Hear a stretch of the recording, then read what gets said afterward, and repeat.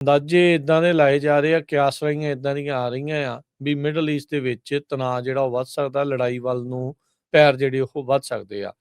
US ਦੀ ਹੁਣ ਤੱਕ ਦੀ ਕਾਫੀ ਵੱਡੀ ਜਿਹੜੀ ਬਿਲਡ-ਅਪ ਵਾਰਸ਼ਿਪਸ ਤੇ ਏਅਰਕ੍ਰਾਫਟ ਦੀ ਜਿਹੜੀ ਮਿਡਲ ਈਸਟ ਦੇ ਵਿੱਚ ਪਿਛਲੇ ਕਈ ਦਹਾਕਿਆਂ ਦੀ ਉੱਤੇ ਨਜ਼ਰ ਮਾਰੀਏ ਤਾਂ ਇਹ ਹੁਣ ਵੱਡੀ ਇੱਕ ਬਿਲਡ-ਅਪ ਹੋ ਚੁੱਕੀ ਆ। ਪੈਂਟਾਗਨ ਕਹਿੰਦੇ ਵੀ ਆਪਣੀ ਲਾਰਜੈਸਟ ਫੋਰਸ ਅਮਰੀਕਨ ਵਾਰਸ਼ਿਪ ਤੇ ਏਅਰਕ੍ਰਾਫਟ ਦੀ ਮਿਡਲ ਈਸਟ ਦੇ ਵਿੱਚ ਲਗਾਤਾਰ ਵਧਾ ਰਿਹਾ ਹੈਗਾ ਆ। ਦੋ ਜਿਹੜੇ ਆ ਵਰੀ ਗੱਲਬਾਤ ਜਿਹੜੀ ਹੋ ਚੁੱਕੀ ਆ ਈਰਾਨ ਅਤੇ ਯੂਐਸ ਦੇ ਦਰਮਿਆਨ, ਖਾਸ ਕਰਕੇ ਉਹਨਾਂ ਦੇ ਨਿਊਕਲੀਅਰ ਪ੍ਰੋਗਰਾਮ ਨੂੰ ਲੈ ਕੇ। ਅਤੇ ਇਹ ਆਪਾਂ ਦੇਖਿਆ ਸੀ ਪਿਛਲੇ ਵੀਕ ਦੇ ਵਿੱਚ ਟਰੰਪ ਹੋਣਾ ਨੇ ਕਿਹਾ ਸੀਗਾ ਵੀ ਜੇ ਤੁਸੀਂ ਡੀਲ ਨਹੀਂ ਕਰਦੇ ਤਾਂ you will have to pay, ਵੀ ਉਹਦੇ ਜਿਹੜੇ ਖਾਮਿਆਜ਼ੇ ਤੁਹਾਨੂੰ ਭੁਗਤਣੇ ਪੈ ਸਕਦੇ ਆ। ਤੇ ਕਹਿੰਦੇ ਵੀ ਮੀਨਿੰਗਫੁਲ ਡੀਲ ਜਿਹੜੀ ਉਹ ਕੀਤੀ ਜਾਵੇ, otherwise bad things will happen. ਤੇ ਕੁਝ ਦਿਨ ਪਹਿਲਾਂ ਹੀ ਟਰੰਪ ਹੋਣਾ ਨੇ ਇੱਕ ਬਿਆਨ ਇਹ ਵੀ ਦਿੱਤਾ ਸੀਗਾ ਵੀ ਇਹਨਾਂ ਨੂੰ ਇਸ ਡੀਲ ਦੇ ਉੱਤੇ ਸਾਈਨ ਕਰਾਉਣ ਦੀ ਖਾਤਰ ਆਪਾਂ ਕੁਝ ਪ੍ਰੀਐਮਪਟਿਵ ਏਅਰ ਸਟ੍ਰਾਈਕਸ ਇਹਨਾਂ ਉੱਤੇ ਕਰ ਸਕਦੇ ਹੈਗੇ ਆ।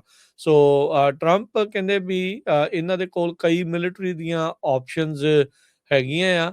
ਅੰਦਰੂਨੀ ਰਿਪੋਰਟਾਂ ਫੌਜੀਆਂ ਦੀਆਂ ਜਿਹੜੀਆਂ ਇਹ ਆ ਰਹੀਆਂ ਆ, ਬੰਕਰਾਂ 'ਚ ਰਹਿਣ ਦੇ ਲਈ ਉਹਨਾਂ ਨੂੰ ਆਖ ਦਿੱਤਾ ਗਿਆ ਆ ਤੇ ਉਹਨਾਂ ਨੂੰ ਇਹ ਕਿਹਾ ਜਾ ਰਿਹਾ ਹੈ ਵੀ ਲੜਾਈ ਜਿਹੜੀ ਉਹ ਕਿਸੇ ਵੀ ਟਾਈਮ ਜਿਹੜੀ ਸ਼ੁਰੂ ਉੱਥੇ ਹੋ ਸਕਦੀ ਹੈਗੀ ਆ।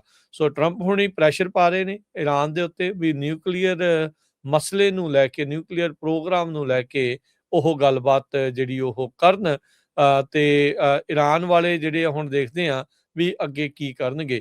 ਅਮਰੀਕਾ ਦੇ ਕੋਲ ਇਹ ਕੈਪੇਬਿਲਿਟੀ ਹੈਗੀ ਆ ਵੀ ਇਹ ਈਰਾਨ ਦੇ ਏਅਰ ਡਿਫੈਂਸਿਸ ਨੂੰ ਸਿੱਧਾ ਭੇਜ ਕੇ ਉਹਨਾਂ ਦੇ ਉੱਤੇ ਜਿਹੜੀਆਂ ਸਰਜੀਕਲ ਅਟੈਕਸ ਆ, ਸਟ੍ਰਾਈਕਸ ਆ, ਉਹ ਕੀਤੀਆਂ ਜਾ ਸਕਦੀਆਂ ਹੈਗੀਆਂ ਆ।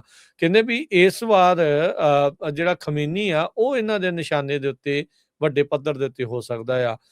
ਕਾਫੀ ਵੱਡੇ ਜਿਹੜੇ ਪ੍ਰੋਟੈਸਟ ਆ ਈਰਾਨ ਦੇ ਵਿੱਚ ਹੋਏ ਸੀਗੇ, ਪਰ ਈਰਾਨ ਵਾਲਿਆਂ ਨੇ ਉਹਨਾਂ ਦੇ ਵਿੱਚ ਸੈਂਕੜਿਆਂ ਤੋਂ ਹਜ਼ਾਰੇ ਲੋਕਾਂ ਦੀ ਮੌਤ ਤੋਂ ਬਾਅਦ 'ਚ ਉਹਨਾਂ ਨੂੰ ਤਕਰੀਬਨ ਕ੍ਰਸ਼ ਜਿਹੜਾ ਆ ਉਹਨਾਂ ਪ੍ਰੋਟੈਸਟਰ ਨੂੰ ਕਰ ਦਿੱਤਾ ਹੈਗਾ ਆ। ਸੋ ਜੰਗੀ ਬੇੜੇ ਹਰਜੋਤ ਸਿੰਘ ਜੀ, ਏਅਰਕ੍ਰਾਫਟ ਕੈਰੀਅਰਸ, ਇਹ ਸਾਰੇ ਦੇ ਸਾਰੇ ਜਿਹੜੇ ਮਿਡਲ ਈਸਟ ਦੇ ਵਿੱਚ, ਗਲਫ ਦੇ ਵਿੱਚ ਉਹ ਪਹੁੰਚ ਰਹੇ ਆ।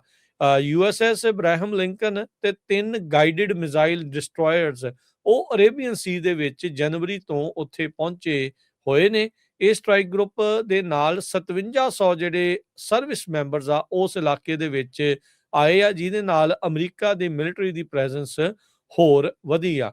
ਉਸ ਤੋਂ ਬਾਅਦ 'ਚ ਟਰੰਪ ਹੋਣਾ ਨੇ ਜਿਹੜਾ ਦੁਨੀਆ ਦਾ ਸਭ ਤੋਂ ਵੱਡਾ aircraft carrier USS Gerald R Ford ਜਿਹਦੇ ਨਾਲ 3 ਡਿਸਟਰੋਇਰਸ ਹੁੰਦੇ ਆ ਤੇ 5000 ਹੋਰ ਫੌਜੀ ਆ, ਉਹਨਾਂ ਨੂੰ ਉਸ ਇਲਾਕੇ ਦੇ ਵਿੱਚ ਜਾਣ ਦੇ ਲਈ ਆਖ ਦਿੱਤਾ ਆ।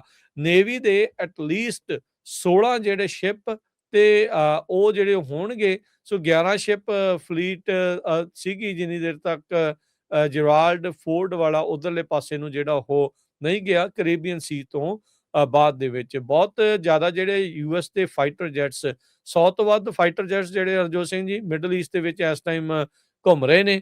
F-35, 22s, 15s, 16s ਇਹਨਾਂ ਨੇ ਆਪਣੇ ਬੇਸ ਜਿਹੜੇ ਯੂਐਸ ਤੇ ਯੂਰਪ ਤੋਂ ਛੱਡ ਕੇ ਉਹ ਮਿਡਲ ਈਸਟ ਦੇ ਵੱਲ ਨੂੰ ਜਿਹੜੇ ਉਹ ਜਾਂਦੇ ਦੇਖੇ ਗਏ ਆ। ਮਿਲਟਰੀ ਏਅਰ ਟਰੈਕਿੰਗ ਏਅਰਲਾਈਨਸ ਨੇ ਜਿਹੜਾ ਆ ਇਸ ਦੇ ਵਿੱਚ ਦੱਸਿਆ ਆ। ਇਸ ਤੋਂ ਇਲਾਵਾ ਕਹਿੰਦੇ ਵੀ 100 ਫਿਊਲ ਟੈਂਕਰ, 200 ਕਾਰਗੋ ਪਲੇਨ ਉਹ ਵੀ ਉਸ ਇਲਾਕੇ ਵੱਲ ਨੂੰ ਜਿਹੜੇ ਬੇਸ ਤੋਂ ਯੂਰਪ ਦੇ ਛੱਡ ਕੇ ਜਿਹੜੇ ਆ ਇੱਧਰ ਨੂੰ ਆ ਚੁੱਕੇ ਹੈਗੇ ਆ।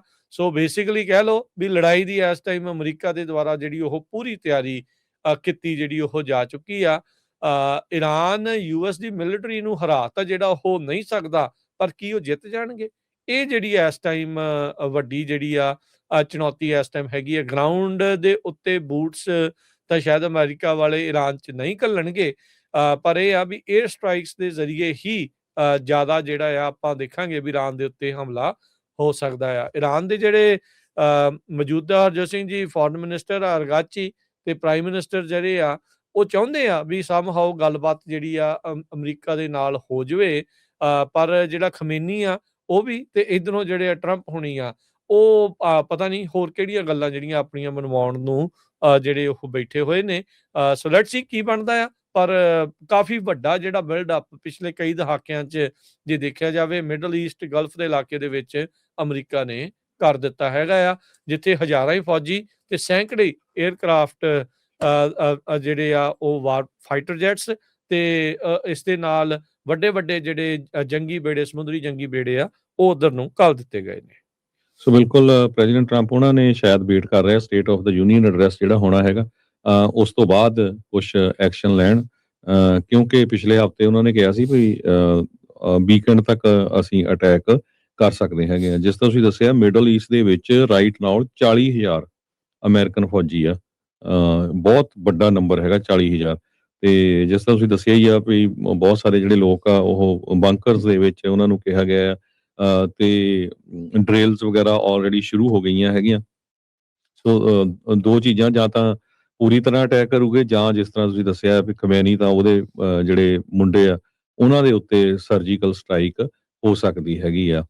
ਸੋ ਦੋ ਮੇਨ ਇਸ਼ੂ ਟਰੰਪ ਐਡਮਿਨਿਸਟ੍ਰੇਸ਼ਨ ਇਹਨੂੰ ਲੈ ਕੇ ਅੱਗੇ ਚੱਲ ਰਿਹਾ। ਇੱਕ ਤਾਂ ਇਹ ਭਈ ਜਿਹੜਾ ਨਿਊਕਲੀਅਰ ਜੋ ਪ੍ਰੋਗਰਾਮ ਬਣਾ ਰਿਹਾ ਹੈਗਾ ਈਰਾਨ, ਉਹਦੇ ਬਾਰੇ ਜਿਹੜੀ ਡੀਲ ਨਹੀਂ ਹੋ ਰਹੀ ਕਿਸੇ ਤਰ੍ਹਾਂ ਦੀ, ਉਹ ਵੀ ਬੰਦ ਕਰੇ। ਤੇ ਉਹ ਪਿਛਲੇ ਦਿਨਾਂ ਦੇ ਵਿੱਚ ਗੱਲਬਾਤ ਵੀ ਹੋਈ ਸੀ, ਪਰ ਉਹ ਕਿਸੇ ਸਿਰੇ ਨਹੀਂ ਚੜੀ। ਦੂਜਾ ਜਿਹੜਾ ਉਹ ਇਸ਼ੂ ਬਣਾ ਰਿਹਾ ਹਿਊਮਨ ਰਾਈਟਸ ਨੂੰ ਲੈ ਕੇ, ਜਿਸ ਹਿਸਾਬ ਦੇ ਨਾਲ ਹਜ਼ਾਰਾਂ ਦੀ ਗਿਣਤੀ ਦੇ ਵਿੱਚ ਜਿਹੜੇ ਪ੍ਰੋਟੈਸਟਰ ਸੀਗੇ ਉੱਥੇ ਪ੍ਰੋਟੈਸਟ ਕਰ ਰਹੇ ਸੀ, ਆਪਣੀ ਆਜ਼ਾਦੀ ਦੀ ਗੱਲ ਕਰ ਰਹੇ ਸੀ, ਉਹਨਾਂ ਨੂੰ ਈਰਾਨ ਦੀ ਸਰਕਾਰ ਨੇ ਗੋਲੀਆਂ ਮਾਰ ਕੇ ਮਾਰ ਮੁਕਾਇਆ, ਇੱਕ ਨਹੀਂ ਹਜ਼ਾਰਾਂ ਦੀ ਗਿਣਤੀ ਦੇ ਵਿੱਚ। ਸੋ ਦੋ ਚੀਜ਼ਾਂ ਨੂੰ ਲੈ ਕੇ ਦੁਨੀਆ ਨੂੰ ਜਿਹੜਾ ਆ ਉਹ ਦੱਸਣਾ ਚਾਹੁੰਦੇ ਹੈਗੇ ਆ। ਸੋ ਮੋਸਟਲੀ ਜਿਹੜੇ ਫੌਜੀ ਆ ਕਹਿੰਦੇ ਵੀ ਬੰਕਰਸ ਦੇ ਵਿੱਚ ਹੈਗੇ ਆ, 15 ਤੋਂ 50 ਦੇ ਕਰੀਬ ਫੌਜੀ ਇੱਕ ਬੰਕਰ ਦੇ ਵਿੱਚ ਹੁੰਦੇ ਆ, ਤੇ ਡਰਿਲਸ ਆਲਰੇਡੀ ਸ਼ੁਰੂ ਹੋ ਚੁੱਕੀਆਂ ਹੈਗੀਆਂ ਆ। ਸੋ ਫੁੱਲ ਫਲੈਜ ਜਿਹੜਾ ਇੱਕ ਤਰ੍ਹਾਂ ਦੇ ਨਾਲ ਤਿਆਰੀ ਹੈਗੀ ਆ ਅਮਰੀਕਾ ਵੱਲੋਂ, ਕਿਸੇ ਟਾਈਮ ਵੀ ਈਰਾਨ ਦੇ ਉੱਤੇ ਜਿਹੜਾ ਆ ਹਮਲਾ ਹੋ ਸਕਦਾ ਹੈਗਾ। ਜੀ ਬਿਲਕੁਲ।